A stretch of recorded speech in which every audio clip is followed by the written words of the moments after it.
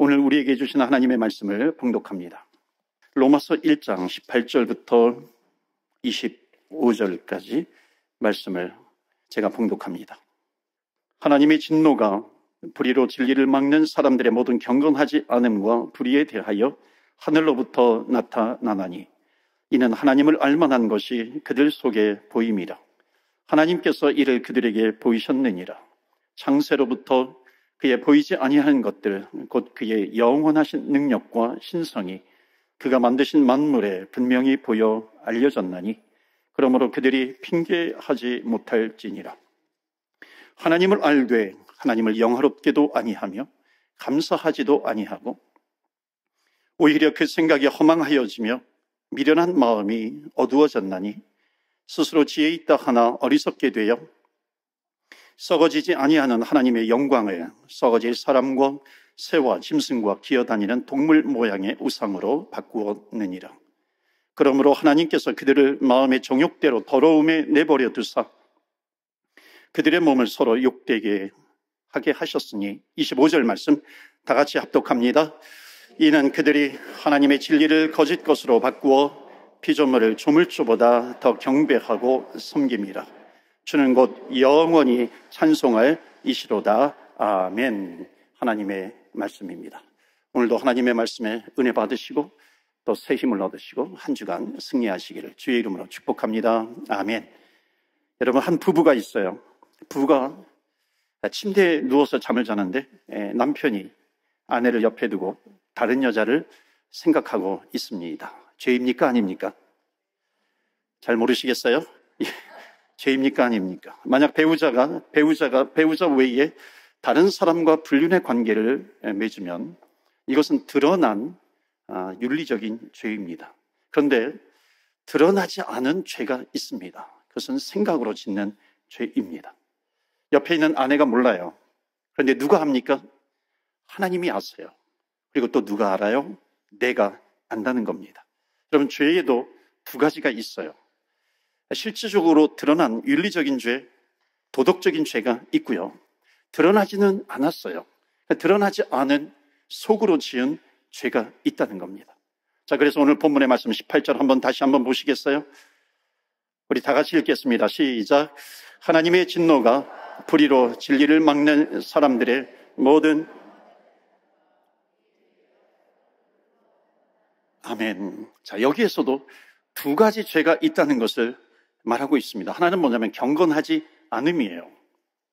또 하나는 불의입니다.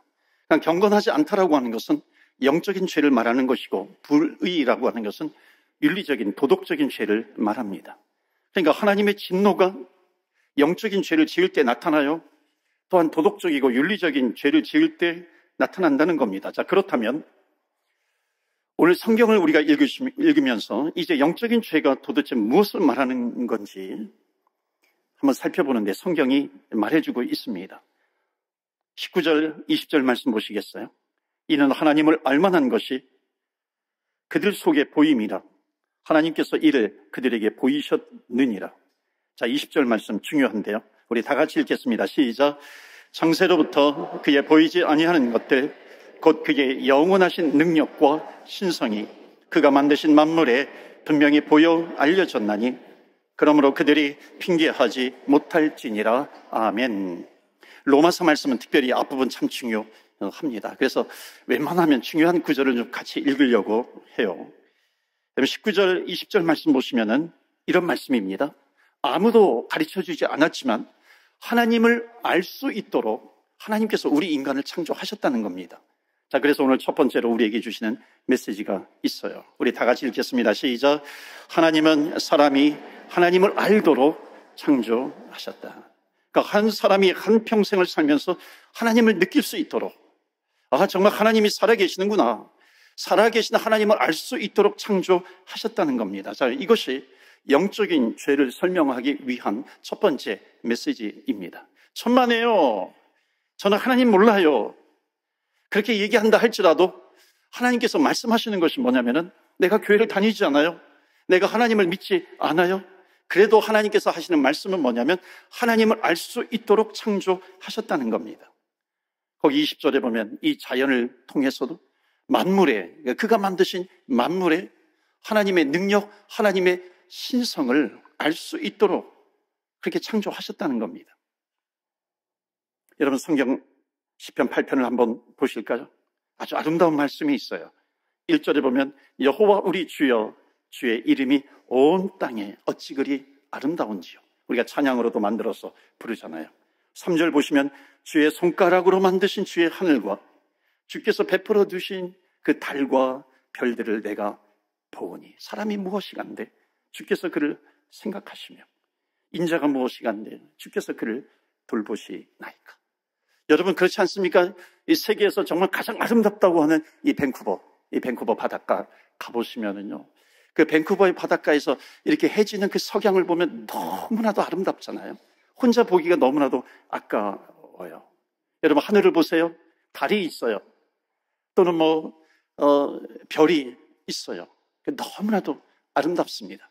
이것을 누가 만드셨을까? 그 한 질문만 던져도 하나님께서 만드셨구나 깨달아 알 수 있다는 겁니다. 지난번 새생명 축제 때도 제가 말씀을 드렸는데, 크래시 모리슨이라고 하는 뉴욕 과학협회 회장이었던 분이 이 생태계를 보면은 너무나도 신비롭다는 겁니다. 이것이 우연히 만들어진 것일까? 아니면 어떤 고도의 지혜를 가지고 계신 조물주가, 창조주가 이것을 만드셨을까?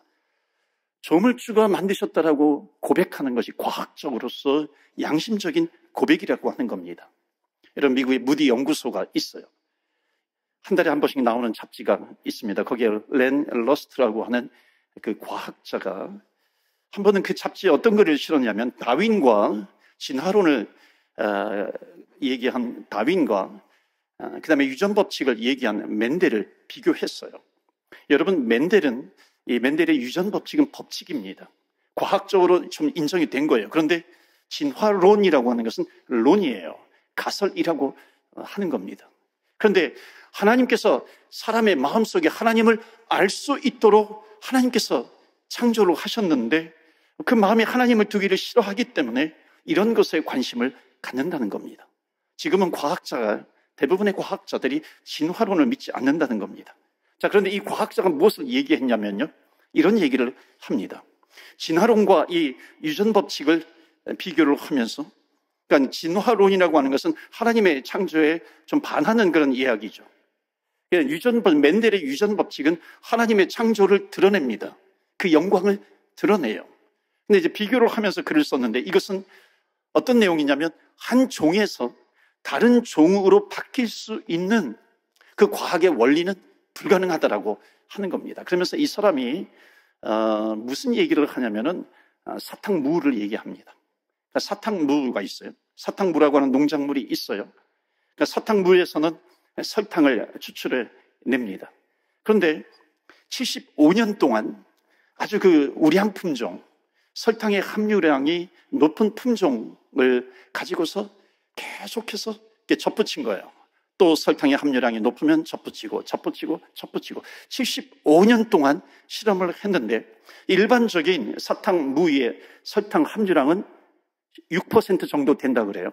그런데 75년 동안 계속해서 우량 품종을 가지고 접붙였더니 맥시멈 설탕의 함유량이 17%밖에 되지 않는다는 겁니다. 이것은 무엇을 얘기하냐면, 아무리 좋은 품종끼리 접붙여도 설탕이 되지 않는다는 겁니다. 거기에서 거기라는 거죠. 한 종에서 다른 종으로 변화될 가능성은 전무하다는 겁니다. 그러니까 원숭이가 있어요. 아무리 원숭이가 똑똑해도 똑똑한 원숭이들끼리 만나서 그 사이에 원숭이를 낳아요. 그것이 사람이 될 수가 없다라고 하는 것이죠. 그러니까 뭘 얘기하냐면, 환경에 의해서 변화되는 것은 유전에 영향을 미치지 않는다는 겁니다. 한 과학자가 실험을 해서 보여준 것이 있어요. 쥐를 가지고 실험을 합니다. 쥐가 그 인간의 상태와 가장 유사하다는 겁니다. 그러니까 쥐가 태어나면 꼬리를 자르는 겁니다.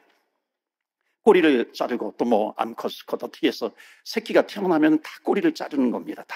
아주 계속해서 20세대 동안에 새끼를 낳으면 쥐를 자르고, 꼬리를 자르고, 새끼를 낳으면 꼬리를 자릅니다. 그렇다면은 20세대 후에 조금이라도 그 새끼의 이 쥐의 꼬리가 줄어들어야 되는데 줄어들지 않는다는 겁니다. 계속 그 꼬리를 가지고 태어나더라고 하는 겁니다.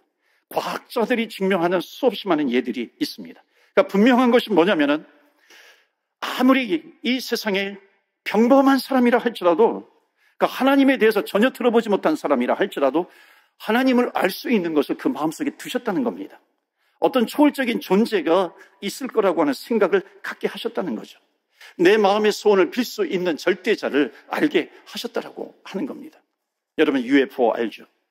미확인 비행 물체. UFO가 하늘에서 1분만 떠다녀도요, 사람들은 막 난리법석을 떱니다. 그런데 매일매일 우리의 눈에 펼쳐지는 아름다운 산이 있어요. 강이 있어요. 해와 달이 있어요. 또한 가을이 되면 아름다운 단풍이 있어요. 병풍 같은 그런 그림 같은 그런 경치를 보여주심에도 불구하고 하나님을 모른다고 말할 수 있겠느냐 하는 겁니다. 지금 이 말씀이 그 말씀이에요. 하나님은 또한 하나님 당신을 알려주시는 것이 자연을 통해서만이 아니라 우리의 삶을 통해서요. 내 경험을 통해서, 내가 만나는 사람을 통해서, 내 비즈니스 사업을 통해서, 내 질병을 통해서 하나님이 살아계시다라고 하는 증거를 계속해서 보여주신다는 겁니다. 그렇기 때문에 하나님은 계시지 않아 핑계할 수 있는 사람은 이 세상에 아무도 없다는 겁니다. 하나님은 우리를 그렇게 지으셨다는 거예요. 만약 이것을 부정해요? 그것은 영적인 죄라고 하는 겁니다. 여러분 세상에서 하나님을 믿지 않는 것 죄라고 얘기할까요? 나는 죄 졌어. 한번 그래보세요. 나는 죄 졌어. 무슨 죄인데? 하나님을 믿지 않는 죄를 내가 졌어. 하나님이 안 믿어져. 아마도 좀 맛이 갔구나, 정신이 나갔구나, 아마 그렇게 얘기할 수도 있습니다. 여러분 세상은 하나님을 믿지 않는 것을 전혀 죄라고 느끼지 않아요. 그런데 성경은 말씀하죠. 하나님을 안 믿는 사람들에 대해서 하나님은 진노를 나타내시기로 결정을 내리셨다는 겁니다. 너희가 진노 아래 있다는 거예요. 왜? 하나님을 알만한 것을 너희에게 주셨음에도 불구하고 인정하지 않기 때문에 내가 너희를 심판할 수밖에 없다는 거죠. 너희들은 진노 아래에 있다는 겁니다. 자, 그래서 오늘 성경 보시면 후반절에 보면 영적인 죄가 무엇인지 설명합니다. 21절 보시겠어요? 21절 보시면 다 같이 읽겠습니다. 시작. 하나님을 알되 하나님을 영화롭게도 아니하며 감사하지도 아니하고 미련한 마음이 어두워졌나니. 자, 여기 영적인 죄의 정의를 내려주고 있습니다. 그러니까 영적인 죄는 뭐냐면 하나님을 알만한 것을 우리에게 주셨는데도 불구하고 하나님을 알면서도 하나님을 높여드리지 않는 거예요. 하나님께 감사하지도 않는다는 겁니다. 그래서 오늘 두 번째 우리에게 주시는 메시지가 있어요.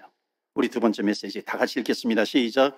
영적인 죄는 하나님을 알만한 것을 주셨는데도 하나님을 믿지 않는 겁니다.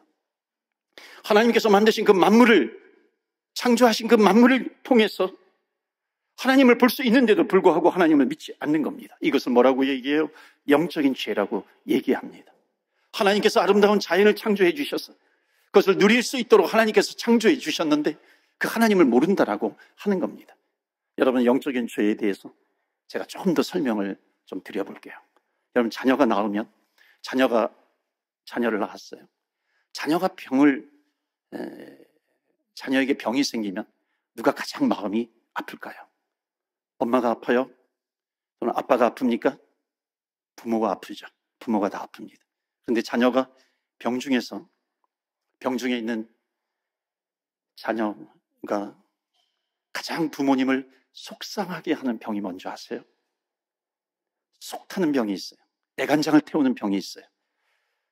그 부모의 속 타는 것이 가장 강도가 센 병이 있어요. 그것이 뭐냐면 기억 상실증이라고 하는 병입니다. 여러분 어떤 부모가 자녀를 잘 길렀어요. 17살까지 길렀는데 어느 날 사고가 났습니다. 기억 상실증. 내가 낳아서 내가 키운 자녀인데 부모를 알지 못해요. 알아보질 않아요. 못해요. 학교는 다녀요. 학교를 다니면서 공부는 합니다. 그런데 한 가지를 못해요. 부모를 알아보지 못하는 겁니다. 이 아이가 자라서 결혼을 했어요. 그리고 아이를 낳았어요. 아이를 목욕시키는데 너무너무 이쁜 거예요. 하나님께서 이 아이에게 깨닫게 해주신 것이 있습니다. 기억상실증에 걸린 이 아이에게 기억나게 해주신 거예요. 뭐냐면 이 아이에게 부모가 있구나. 그 부모는 바로 나구나. 그렇다면 내 부모는 누구일까? 나를 학교 보내주시고 나를 대학 보내준 그분이 나의 부모이구나. 그분이 나를 낳아주신 부모님이었어. 여러분, 그런데 기억상실증보다도 더 속 터지는 것이 있어요. 그것이 뭔지 아세요? 기억상실증에 걸린 척하는 겁니다. 기억상실증이 아니에요. 기억상실증에 걸리는 척, 멀쩡해요. 다 알아봐요. 그런데 부모라고 인정을 안 해요. 절대로 부모라고 부르지 않는 겁니다. 오늘 성경이 말씀하고 있는 것이 바로 이것이에요. 하나님은 우리에게 하나님을 알 수 있도록 지으셨어요. 그렇게 만들어 놓으셨는데 우리는 기억상실증에 걸린 것이 아니라 기억상실증에 걸린 것처럼 산다는 거예요.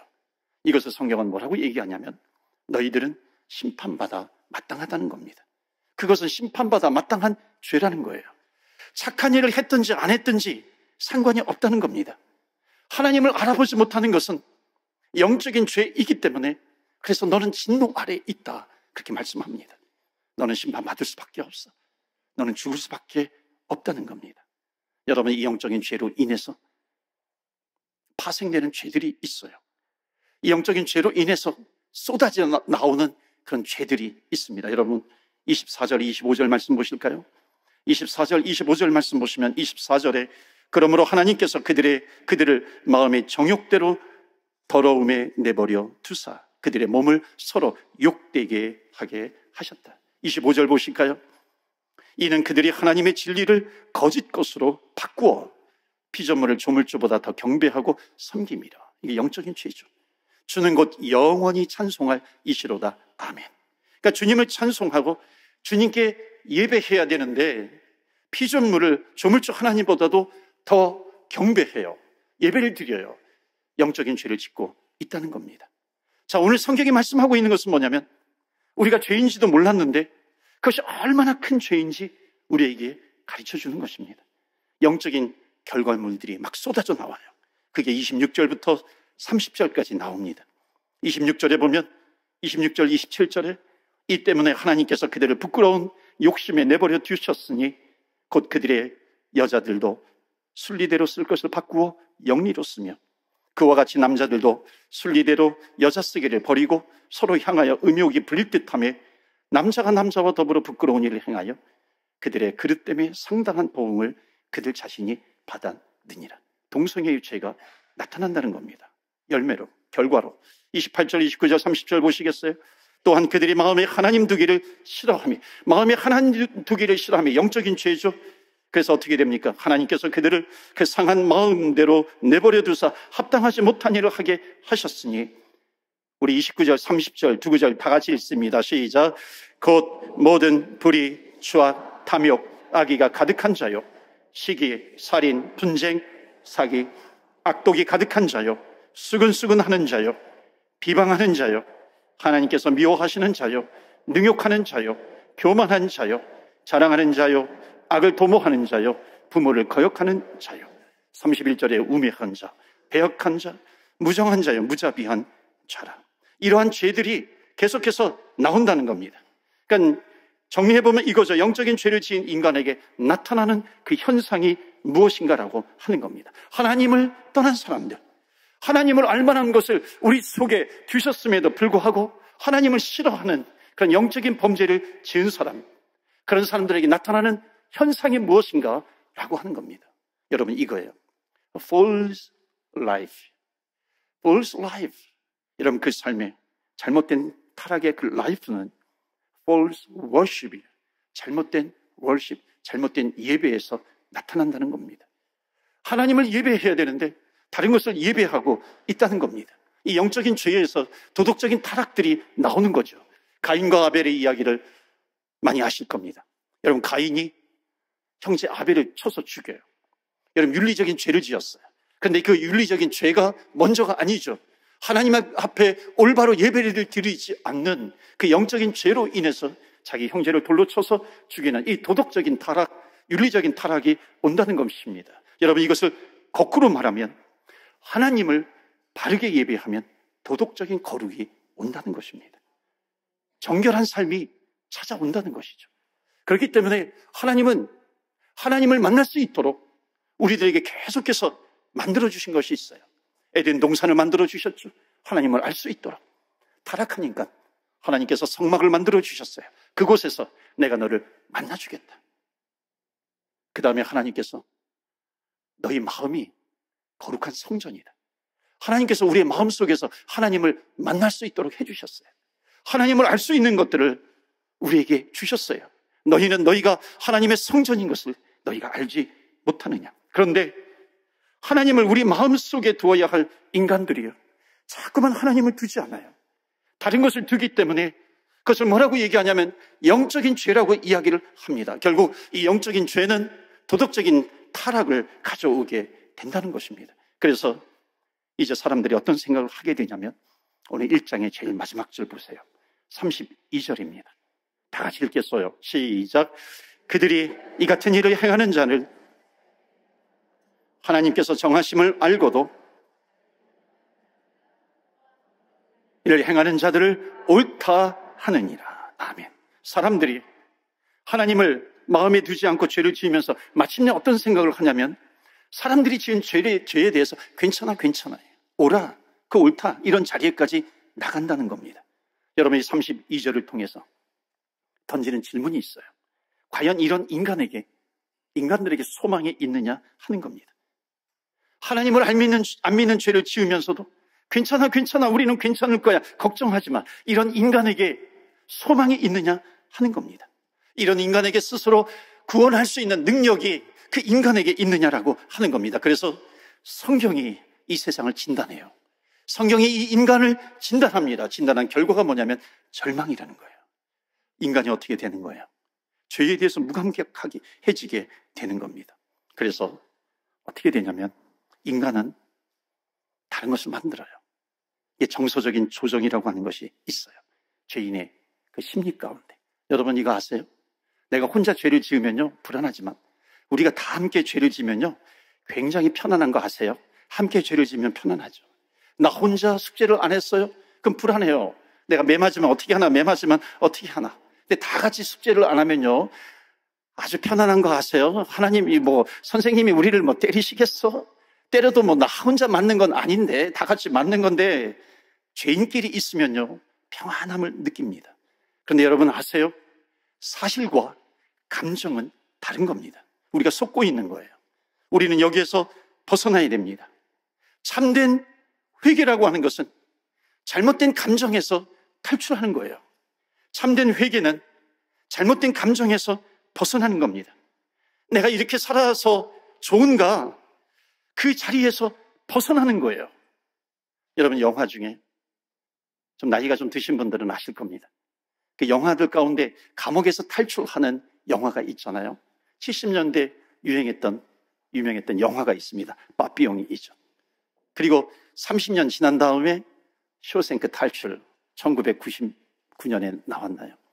지금 처음 듣는 분들은요 내가 얼라구나, 내가 좀 어린애구나 라고 생각하시면 됩니다. 여러분 빠삐용 그 주인공이 감옥에서 탈출을 합니다. 그리고 바닷가에서 이렇게 자유함을 만끽하잖아요. 쇼생크 탈출도 마찬가지예요. 감옥을 나와가지고 바닷가에서 자유를 만끽하기도 합니다. 여러분 어디에서 이들이 탈출했어요? 감옥에서 탈출했어요. 여러분 그들이 아무리 좋은 바닷가에 산다 할지라도 이 사람들이 자유할까요? 아니면 쫓길까요? 나는 감옥에서 나왔어요. 바닷가에 내가 있어요. 자유를 누리는 것 같아요. 근데 여러분 옆에서요 경찰차가 삐용삐용 하고 지나가면요 얼마나 불안한지 모릅니다. 왜? 진정한 탈출이 아니에요. 여러분 진정한 탈출은 몸이 감옥에서 벗어난 것, 이것이 진정한 탈출이 아니에요. 진정한 탈출이라고 하는 것은 나를 죄에서 벗어나게 해주어야 돼요. 죄에서 벗어나는 것만이, 죄에서 나를 벗어나게 해주어야 내가 아무리 바닷가에 있다 할지라도 내가 죄에서 자유함이 없다고 한다면 나는 완전히 자유함을 얻는 것이 아니죠. 나는 죄에서 탈출하는 것이 아니라고 하는 것입니다. 진정한 자유는 뭐냐면 내가 용서함을 받았다라고 하는 확신이 나에게 있어야 됩니다. 그런데 여러분 어디에서 그것을 받을 수가 있어요. 죄인에게 필요한 것은 감옥에서의 탈출이 아니에요. 용서입니다. 사면이에요. 내 인간, 내 죄가 용서함 받았어 라고 하는 거예요. 어디에서 그 사면을 받을 수 있겠어요? 여러분, 과연 어디에서 소망이 있겠어요?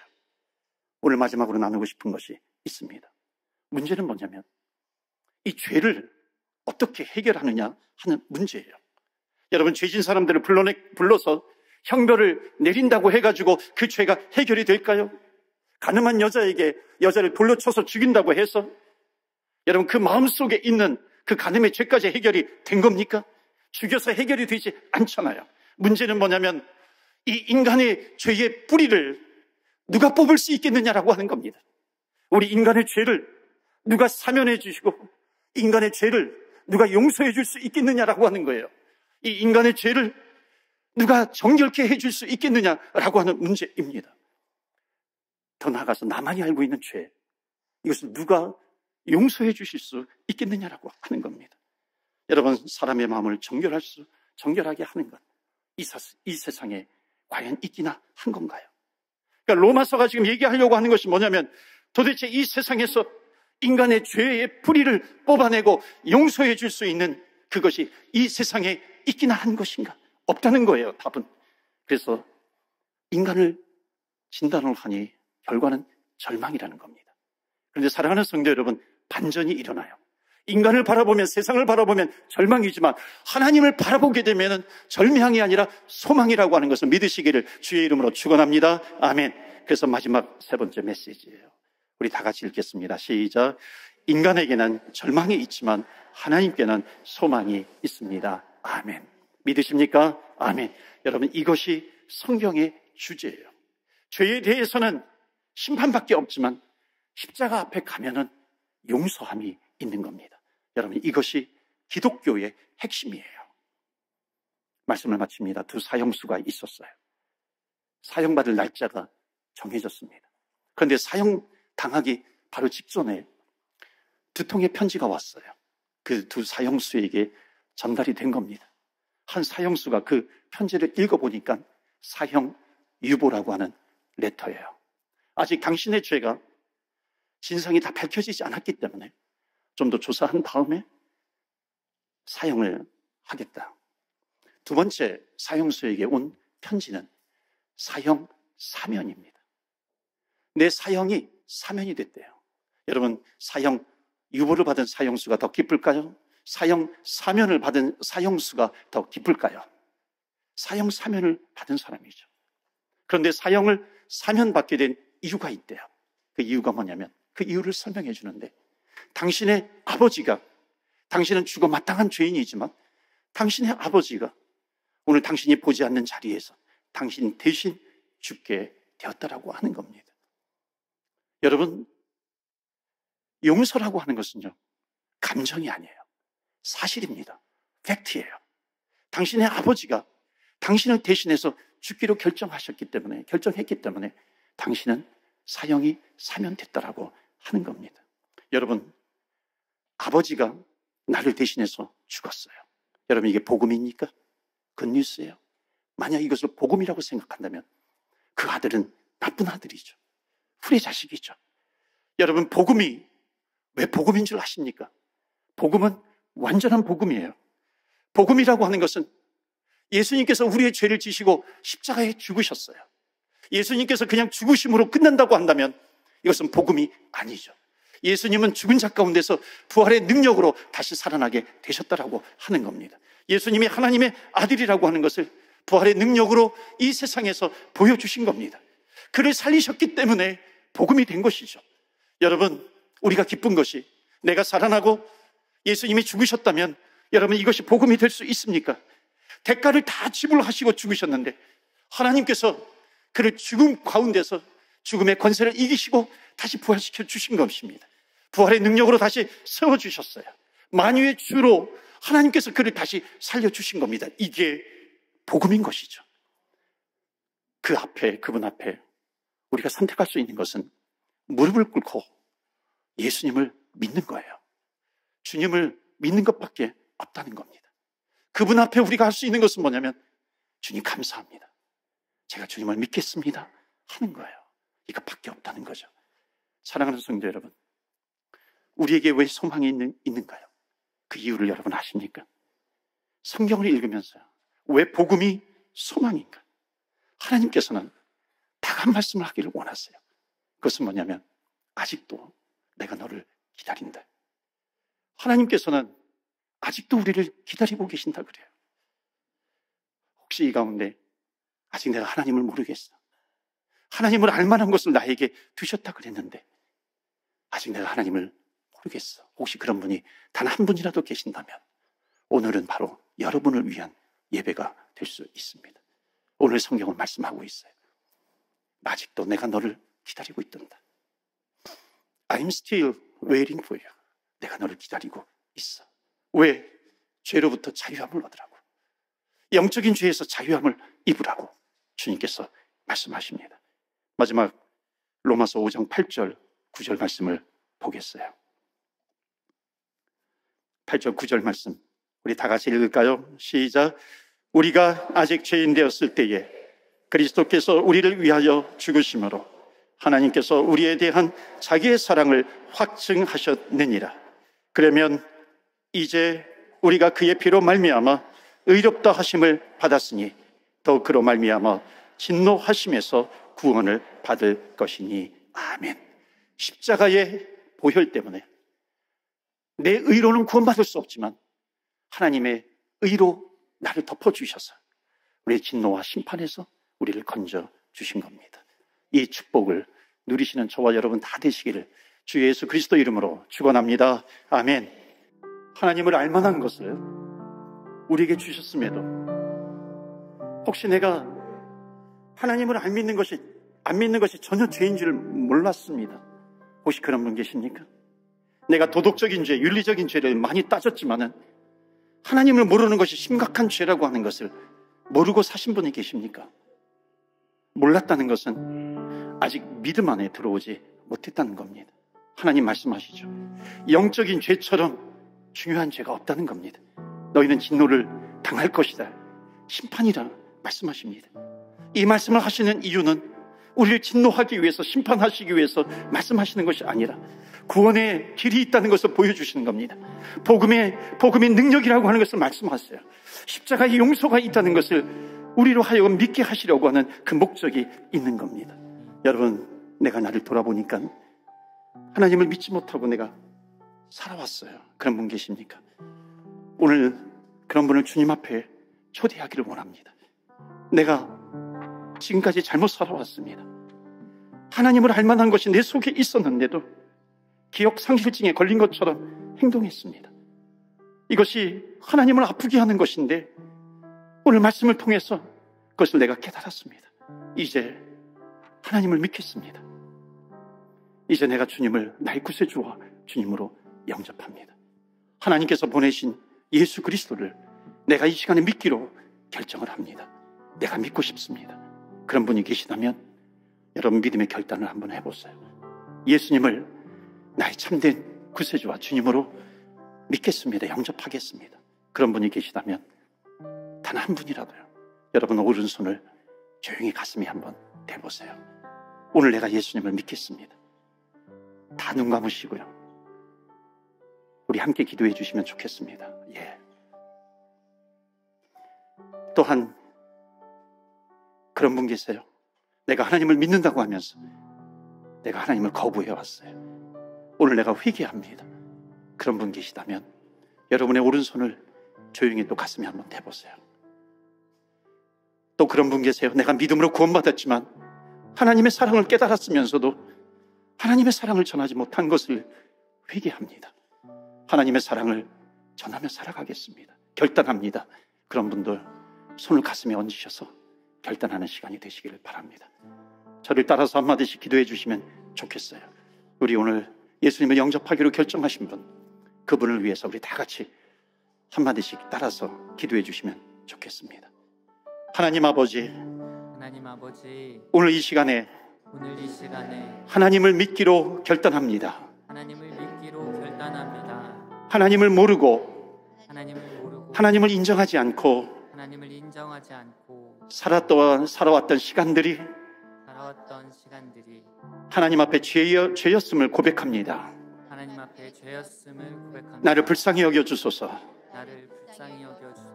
나를 위해서 십자가에 죽으신 예수님을 나의 구세주와 주님으로 영접합니다. 나를 위해서 십자가에 죽으신 주님을 나의 구세주와 주님으로 모셔드립니다. 내 죄를 회개하오니 용서하여 주옵소서. 내 죄를 회개하오니 용서하여 주옵소서. 예수님 이름으로 기도합니다. 예수님의 이름으로 기도합니다. 계속해서 기도합니다. 하나님, 복음에 대해서 우리에게 가르쳐 주신 것을 감사드립니다. 사람이 아무리 겉으로 착하게 보여도 죄를 행하지 않은 인간은 하나도 없다는 것을 성경은 말합니다. 내가 도덕적인 죄에 대해서는 민감했지만 영적인 죄에 대해서는 깨닫지 못했던 하나님, 그런 사람들이 있다면 진리의 말씀으로 깨우쳐 주시옵시고 또한 우리를 믿을 수 있도록 인도해 주신 것 감사드립니다. 이제 예수님을 믿기로 결정하신 분 하나님 껴안아 주시옵시고 하나님을 아버지로 부를 때에 안아 주시옵소서, 품어 주시옵소서. 너는 내 자녀라고, 천국에 갈 자라고, 멸망이 없을 거라고 말씀해 주옵소서.